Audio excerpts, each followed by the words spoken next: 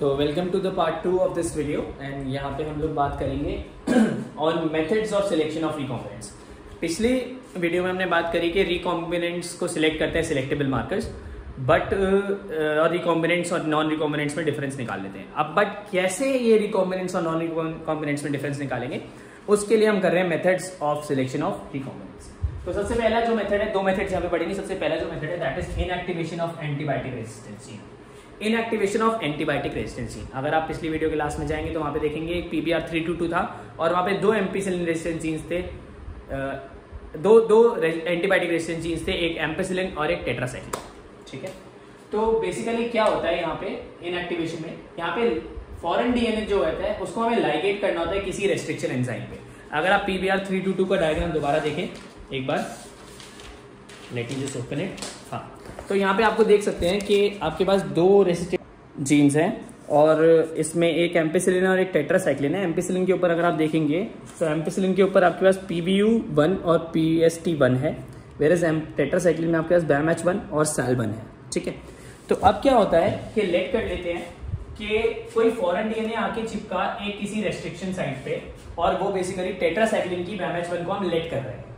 तो जैसे ही वो टेट्रासाइक्लिन की BAMH1 साइट पे लेट कर आके चिपकेगा तो ये क्या करेगा, अपनी रेजिस्टेंस को लूज कर देगा और टेट्रासाइक्लिन की ऑफ दैट एंटीबायोटिक, टेट्रासाइक्लिन की रेजिस्टेंस खत्म। अब टेट्रासाइक्लिन के अंदर इसे डाला तो ये मर जाएगा। तो जो रिकॉम्बिनेंट्स हैं वो एम्पिसिलिन के मीडियम में तो ग्रो करेंगे क्योंकि उनकी तो रेजिस्टेंस है, बट टेट्रासाइक्लिन के मीडियम में ग्रो नहीं करेंगे। ठीक है, वेयरएज नॉन रिकॉम्बिनेंट जो है वो दोनों में ग्रो कर लेंगे। दोनों में कैसे ग्रो कर लेंगे भाई, क्योंकि उनके पास तो दोनों रेजिस्टेंस हैं। ठीक है, तो पहला चीज हो गया इनएक्टिवेशन ऑफ एंटीबायोटिक रेजिस्टेंसी, जिसमें आप किसी एक साइट पे डालते हैं रेस्ट्रिक्शन साइट पे और उसका एम्पिसिलिन मतलब एंटीबायोटिक रेजिस्टेंस खत्म हो जाता है। दूसरा जो है इम्पॉर्टेंट फैक्टर वो है आपका इंसर्शनल इनएक्टिवेशन। यहाँ क्या होता है, it is based on the ability to produce colour in the presence of chromogenic substrate. कोई क्रोमोजेनिक सबस्ट्रेट है, कोई सबस्ट्रेट है, सिंपल ज्यादा डीप नहीं जाते, तो वहां पे कलर प्रोड्यूस होता है रिकॉम्बिनेंट और नॉन रिकॉम्बिनेंट में। देखते हैं कैसे। बेसिकली एक RDNA को, रिकॉम्बिनेंट डीएनए को इंसर्ट किया जाता है कोडिंग सीक्वेंस में, जिसमें एंजाइम होता है बीटा गैलेक्टोसाइडेज। कौन सा एंजाइम होता है, बीटा गैलेक्टोसाइडेज। बीटा गैलेक्टोसाइडेज को रिपोर्टर एंजाइम भी कहते हैं। क्यों कहते हैं उसको बाद में बात करते हैं। तो जैसे ही इस बीटा गैलेक्टोसाइडेज को एंटर किया गया किसी भी RDNA में, तो ये क्या होगा कि it results in the inactivation of the enzyme. Enzyme जो है बीटा गैलेक्टोसाइडेज जो है वो इनएक्टिवेट हो जाएगा। क्या हो जाएगा, इनएक्टिवेट हो जाएगा। और इनएक्टिवेट होने के बाद क्या होगा, जो रिकॉम्बिनेंट कॉलोनीज हैं वो तो नो कलर देंगी, कोई कलर नहीं देंगी, बट जो नॉन रिकॉम्बिनेंट कॉलोनीज हैं वो ब्लू कलर देंगी। तो हम बिल्कुल डिफरेंशिएट कर सकते हैं रिकॉम्बिनेंट और नॉन रिकॉम्बिनेंट कॉलोनीज में। रिकॉम्बिनेंट कॉलोनीज कोई कलर नहीं देंगी, non recombinant colonies blue colour देंगी। ठीक है, तो इसकी वजह से रिकॉम्बिनेंट में क्या है, बीटा गैलेक्टोसाइडेज जो है रिकॉम्बिनेंट वालों को कलर खत्म कर देगा, but beta galactosidase non recombinant वालों को कलर खत्म नहीं करेगा। क्योंकि इसे इंसर्ट किया फिर इनएक्टिवेट किया, इसलिए इसे इंसर्शनल इनएक्टिवेशन कहते हैं। बीटा गैलेक्टोसाइडेज क्योंकि दोनों काम कर रहा है, इसीलिए इसको कहते हैं रिपोर्टर एंजाइम। क्वेश्चन आ सकता है कि why beta galactosidase is termed as a reporter enzyme. आप लोग सिंपल सी भाषा में ये बात कर सकते हैं। अब हमारे पास ये मेथड्स हो गए सिलेक्शन ऑफ रिकॉम्बिनेंट्स। अब हम आते हैं कि कॉम्पिटेंट होस्ट कैसे बनाए। अब देखो, आपको हमने बोल दिया है कि भैया सब कुछ ठीक है, आपने सब कुछ कर लिया है। पहली वाली वीडियो में आपने एंजाइम्स लिया है, क्लोनिंग वेक्टर लिया है, उसके बाद क्लोनिंग वेक्टर के फीचर्स बता दिए, फिर आपने ये बता दिया कि कैसे कैसे क्या क्या होगा। अब एंजाइम्स और क्लोनिंग वेक्टर्स के अलावा आपके पास एक कॉम्पिटेंट होस्ट भी तो होना चाहिए। कॉम्पिटेंट होस्ट मतलब वो होस्ट, वो चीज जो कि बाहर से कोई फॉरेन डीएनए है उसको ले पाए, उसको रख पाए। अब उस चीज के लिए कॉम्पिटेंट होस्ट बनाने के लिए कैसे कॉम्पिटेंट होस्ट बनाना है, उसके लिए हम लोग आते हैं आपके कुछ मेथड्स पे। सबसे पहला जो मेथड है वो है आपका केमिकल मेथड, जिसे CaCl2 मेथड कहते हैं, कैल्शियम क्लोराइड मेथड। यहाँ पे क्या होता है, यहाँ पे cells are treated with calcium ions, Ca2 positive ions के साथ सेल्स को ट्रीट किया जाता है और ये इंक्रीज करता है efficiency with which the DNA enters the bacteria through the pores. अब बैक्टीरिया में पोर्स होते हैं, डीएनए को उसके अंदर से जाना है। कैल्शियम आयंस क्या करते हैं, डाइवेलेंट मतलब +2 चार्ज होता है। कैल्शियम आयंस क्या करते हैं, इसकी एफिशिएंसी बढ़ा देते हैं कि जो फॉरेन डीएनए है वो दूसरे वाले डीएनए के पोर्स में आराम से घुस पाए। बेसिकली इसके बाद क्या होता है, हीट शॉक ट्रीटमेंट होता है, जिससे वो पोर्स थोड़े से वाइडन अप हो जाएंगे। हीट शॉक ट्रीटमेंट में क्या होता है, RDNA को पुट करते हैं आइस पे, आइस के बाद इसे दोबारा पुट करते हैं 42 डिग्री सेल्सियस पे और फिर दोबारा आइस पे। तो इस वजह से जब बार बार ठंडा गर्म होता है, इसे हीट शॉक ट्रीटमेंट कहते हैं। और इसकी वजह से जो पोर्स हैं, जो फॉरेन जो होस्ट डीएनए उसके पोर्स खुल जाते हैं और फिर फॉरेन डीएनए उसके अंदर इजीली आ जाता है। इसका मतलब पोर्स बड़े होगा, इसका मतलब ये कॉम्पिटेंट होस्ट बन गया। कुल। दूसरी चीज होती है माइक्रो इंजेक्शन। ठीक है, ये माइक्रो इंजेक्शन जो होता है डायरेक्टली सिर्फ और सिर्फ एनिमल सेल्स में होता है, प्लांट सेल्स में नहीं होता बच्चा। तो देख लें एनिमल सेल्स में क्या होता है। एनिमल सेल्स में ये माइक्रो इंजेक्शन काम करता है only in animal cells, not in plant cells. Okay guys, तो basically it is a method to introduce foreign DNA into the host cell. Foreign DNA को होस्ट सेल में डालने की प्रोसेस को हम कहते हैं, मेथड को हम कहते हैं माइक्रो इंजेक्शन। यहाँ पे आरएनए जो है डायरेक्टली इंजेक्ट होता है into the nucleus. Plant animal cell के न्यूक्लियस में डायरेक्टली इंजेक्ट कर दो। जब इंजेक्ट कर दिया आपने तो क्या होगा भाई, आराम से चले जाएगा, कॉम्पिटेंट होस्ट बन जाएगा। होस्ट कॉम्पिटेंट कैसे होगा, जब वो दूसरे को टेकअप कर लेगा। फॉरेन डीएनए को होस्ट ने टेकअप कैसे करा, न्यूक्लियस के अंदर डायरेक्ट डाल दिया हमने, तो भाई जद्दोजहद करके कर दिया काम, बात खत्म। तीसरी जो चीज है, तीसरा जो प्रोसेस है दैट इज कॉल्ड, पहले मैं दिखा देता हूँ इसे, दैट इज कॉल्ड बायोलिस्टिक्स और जीन कट। ये प्लांट्स में होता है, जैसे हमने बताया माइक्रो इंजेक्शन जो एनिमल्स में होता है, ये प्लांट्स में होता है। यहाँ पे cells are bombarded with high velocity micro particles, micro particles नहीं लिखा, हाई वेलोसिटी माइक्रो पार्टिकल्स लिख लेना इसमें, ऑफ गोल्ड और टंगस्टन कोटेड विद डीएनए। तो गोल्ड या टंगस्टन के छोटे छोटे बहुत छोटे छोटे माइक्रो पार्टिकल्स होंगे, उसके ऊपर डीएनए की कोटिंग होगी और उन्हें प्लांट के ऊपर फेंका जाएगा। एनिमल सेल में डायरेक्टली न्यूक्लियस के अंदर इसलिए डाल देता है क्योंकि एनिमल सेल में सेल मेम्ब्रेन होती है बट सेल वॉल नहीं होती, प्लांट सेल में सेल वॉल होती है। तो सेल वॉल को बम्बार्ड करके तोड़ने के बाद डीएनए को अंदर एंटर कराया जाएगा बाय गोल्ड और टंगस्टन की छोटी छोटी छोटी माइक्रो पार्टिकल्स, और उसको जब हम फेंकते रहेंगे तो क्या होगा, वो उसके अंदर एंटर कर जाएगा। और एक बार एंटर कर गया तो हो गया ना भाई कॉम्पिटेंट होस्ट। चौथा और सबसे इजी तरीका जो हमने पहले भी पढ़ा हुआ है, that is disarmed pathogen vectors. ये पैथोजन वेक्टर्स जो होते हैं, पैथोजन मतलब डिजीज कॉजिंग एजेंट्स होते हैं, आप लोगों को पता है। ये पैथोजन वेक्टर जो है टीआई प्लाज्मिड, जो हमने अभी पिछली वीडियो में करा था, ट्यूमर इंड्यूसिंग प्लाज्मिड्स। प्लांट्स में हम लोगों ने बात करी थी एग्रोबैक्टीरियम टूमिफेशंस, और एनिमल्स में हमने बात करी थी एडिनोवायरस, रेट्रोवायरस और पेपिलोमा वायरस। ये सारे ट्यूमर इंड्यूसिंग होते हैं और ये जाके दूसरे होस्ट सेल के अंदर ट्यूमर बना देते हैं। और ट्यूमर क्या होता है, बेसिकली ट्यूमर तो फायदेमंद है ना, डिसआर्म्ड है, ऐसा नहीं है कि मार देगा किसी को, तो ये फायदा करेगा। तो ट्यूमर इंड्यूसिंग प्लाज्मिड उसके अंदर डालते हैं जिससे कि ये आराम से सही रह पाते हैं। और क्या बनता है, कॉम्पिटेंट होस्ट। तो 4 तरीके हो गए हमारे कॉम्पिटेंट होस्ट बनाने के। तो अब हम लोगों ने सारे टूल्स वगैरह पढ़ लिए हैं, हमने एंजाइम्स पढ़ लिए हैं, हमने इसके अलावा लाइगेज वगैरह सब एंजाइम्स पढ़ लिए, इसके अलावा प्लाज्मिड पढ़ लिया, वेक्टर पढ़ लिया, सब कुछ पढ़ लिया कि कैसे भैया होस्ट के अंदर डालना है, क्या करना है क्या नहीं करना। अब हम जल्दी से एक बार देख लेते हैं आरडीएनए टेक्नोलॉजी में होता क्या है, प्रोसेस क्या होती है। बात है कि ठीक है आरडीएनए पता चल गया कैसे क्या होता है, उसमें मतलब क्या चीजें यूज होती हैं, उस टूल्स पता चल गए। अब बट स्टेजेस क्या है, प्रोसेसेस क्या है। तो सबसे जो पहली स्टेप है, सबसे पहला प्रोसेस है that is isolation of DNA. अभी मैं बहुत शॉर्ट में बता रहा हूँ, फिर मैं इसको पूरा खोल के बताऊंगा।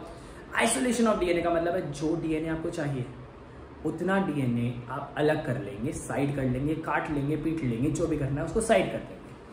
Number 2 is cutting of DNA at specific locations.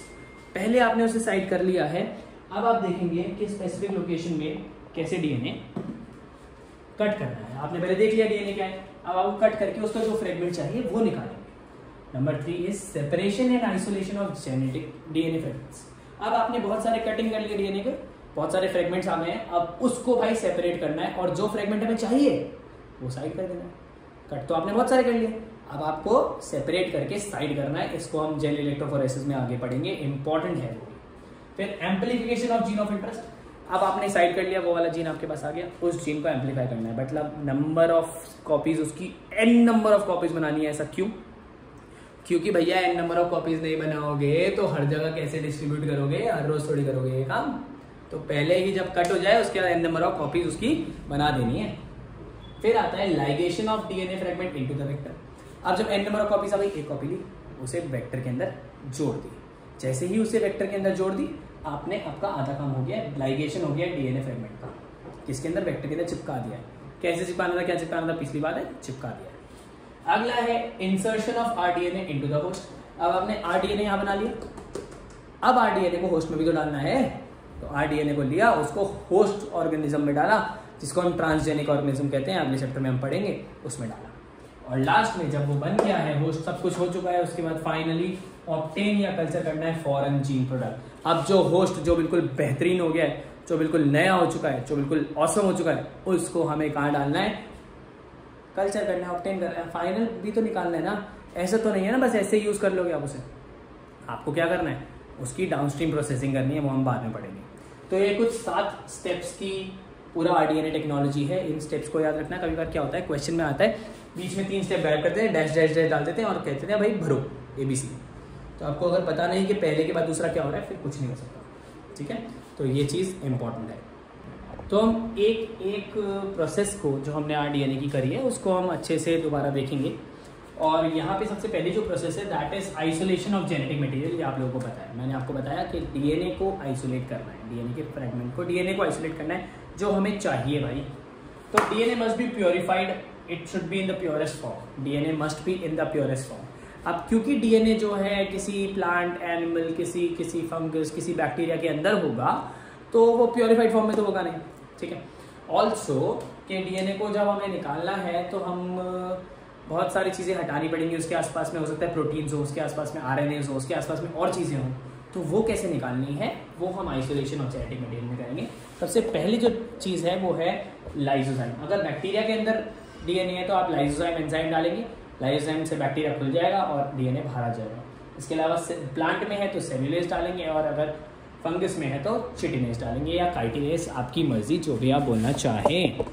अब हम बात करते हैं, मान लेते हैं इनके अंदर से तो निकाल दिया है, बट हो सकता है कि उसमें कुछ प्रोटीन्स बच गए हैं, तो प्रोटीन को हटाने के लिए आप प्रोटीएज डालेंगे, ठीक है। तो क्या अगर आपने पहले बाहर से शेल तोड़ दी, अब अंदर से चीज़ें साफ कर रहे हो, ठीक है। अगर आपके पास कोई RNA बच गया तो भाई RNAs डाल दो, क्या करोगे और क्या करोगे, मैं तो कुछ और कर नहीं सकता हूँ, RNAs डाल सकता हूँ। अब और भी छोटे छोटे बहुत सारे मॉलिक्यूल्स होंगे जो DNA के आसपास उसके साथ साथ लगे रहेंगे, तो DNA को उठाओ और चिल्ड इथेनॉल में डाल दो। चिल्ड इथेनॉल में डालने के बाद क्या होगा कि सारे के सारे जो अदर मॉलिक्यूल्स हैं वो रिमूव हो जाएंगे। तो आइसोलेशन का मतलब हो गया कि आपने simplest purest form of DNA ले लिया। इसके बहुत छोटे छोटे बहुत सारे फ्रेगमेंट्स, बहुत छोटे छोटे ऐसे धागे जैसे आपको दिखेंगे और बाकी सारी चीज़ें आपने उड़ा दी। तो पहला प्रोसेस था isolation of DNA। Number 2 is cutting of DNA। अब कटिंग ऑफ DNA के लिए हम लोग पहले ही फर्स्ट वीडियो में बात कर चुके हैं। Cutting of DNA is done by restriction enzymes. Restriction enzymes एक स्पेसिफिक साइट पे कट करती हैं, जैसे कि पैलेंड्रोमिक सीक्वेंस उनके पास होते हैं, जैसे कि EcoR1 वो GAATTC पे करती है, ये भी हमने पढ़ा है। तो उसके बाद ही cutting of DNA is done by restriction enzymes under appropriate conditions. Appropriate condition, app conditions होनी चाहिए तभी भाई कटिंग हो पाएगी, ऐसे कटिंग नहीं हो पाएगी, समझ रहे हो। तो पहला प्रोसेस था आइसोलेशन, दूसरा प्रोसेस था कटिंग। तीसरा प्रोसेस जो है वो मेन प्रोसेस है और ये 3 नंबर का क्वेश्चन भी देता है, तो इसलिए और तो मेन प्रोसेस हो गया है separation and isolation of DNA fragments. Separation and isolation का हिंदी में वक्त मैं मतलब बताऊं तो हिंदी का मतलब है सेपरेट मतलब अलग करना और आइसोलेट मतलब निकाल देना। सेपरेट और आइसोलेट का मतलब एक ही होता है हिंदी में, बट जनरली बोला जाए सेपरेट मतलब बाकी सब चीज़ों से सेपरेट करना, आइसोलेट मतलब उन सबसे अलग कर देना। आई थिंक सेम ही चीज़ बोल रहा हूँ। तो it is done bye gel electrophoresis. ये 3 नंबर का क्वेश्चन, 2 नंबर का क्वेश्चन आपके बोर्ड में आ चुका है, आ सकता है, बहुत बार आ चुका है। ये एक प्रोसेस है जेल इलेक्ट्रोफोरेसिस की। यहाँ पे क्या होता है कि जो क्योंकि DNA जो है एक नेगेटिवली चार्ज DNA पार्टिकल होता है, negatively charge DNA are attracted towards positively charge anode. तो इसमें यहाँ पे इलेक्ट्रिक फील्ड अप्लाई करी जाती है और पॉजिटिव चार्ज यहाँ पे रखा जाता है, जिसकी वजह से जो DNA फ्रेगमेंट्स है ऐसे को जाते हैं। ये डायग्राम आपको नहीं लिखा, अगर आपने जेल इलेक्ट्रोफोरेसिस के साथ, आपको नंबर मैं तो नहीं दे सकता, शायद कोई और भी नहीं देगा, ठीक है। तो क्या होता है कि इसके अंदर एक मैट्रिक्स होती है जिसके अंदर DNA को रखा जाता है, क्योंकि हमें DNA ऐसे दिखेगा नहीं, तो एगरोस जेल के अंदर रखा जाता है, इसलिए जेल इलेक्ट्रोफोरेसिस को कहते हैं। यहाँ पे क्या होता है, स्मॉलर जो फ्रेगमेंट्स है, छोटे छोटे पतले पतले फ्रेगमेंट्स हैं, वो सारे के सारे एनोड की तरफ आ जाएंगे और मोटे मोटे फ्रेगमेंट्स अलग हो जाएंगे। इससे क्या होगा, मोटे वाले, पतले वाले और पतले वाले और पतले वाले सारे फ्रेगमेंट्स डिफरेंशिएट हो गए, सारे फ्रेगमेंट्स अलग अलग चले गए। इनको विजुअलाइज कैसे करोगे, ऐसे थोड़ा DNA दिख जाएगा आपको, आप इसके ऊपर स्टेनिंग करोगे by ethidium bromide, ETBR, ethidium bromide word है, और उसको यूवी लाइट के अंदर जब देखोगे तो ऑरेंज कलर के, ब्राइट ऑरेंज कलर के स्पॉट्स आपको दिखेंगे। आपको लगेगा हाँ भाई ये ही हमारा DNA है, जो चाहिए उसको उठाया और उसको साइड कर दिया। अब क्योंकि हमारे को सारे DNA दिख रहे हैं, तो उन DNAs को अलग करने की प्रोसेस जो है, सॉरी, उस DNA को अलग करने की जो प्रोसेस है that is called elution. This is the final part of gel electrophoresis. Elution एक प्रोसेस है, the process of extracting DNA fragments from the agarose gel. Agarose gel से DNA फ्रेगमेंट्स को हटाने की जो प्रोसेस है, इसको हम बोल सकते हैं एल्यूजन। तो एल्यूजन प्रोसेस के बाद आप डीएनए को सेपरेट कर लेते हैं, और जब सेपरेट कर लिया है अब क्या करेंगे भैया, हो गया ना बात। तो हमने इधर आइसोलेशन कर लिया है, अभी तक कटिंग कर ली है, कटिंग करने के बाद सेपरेट कर लिया, उसे जेल इलेक्ट्रोफोरेसिस से अलग कर लिया है।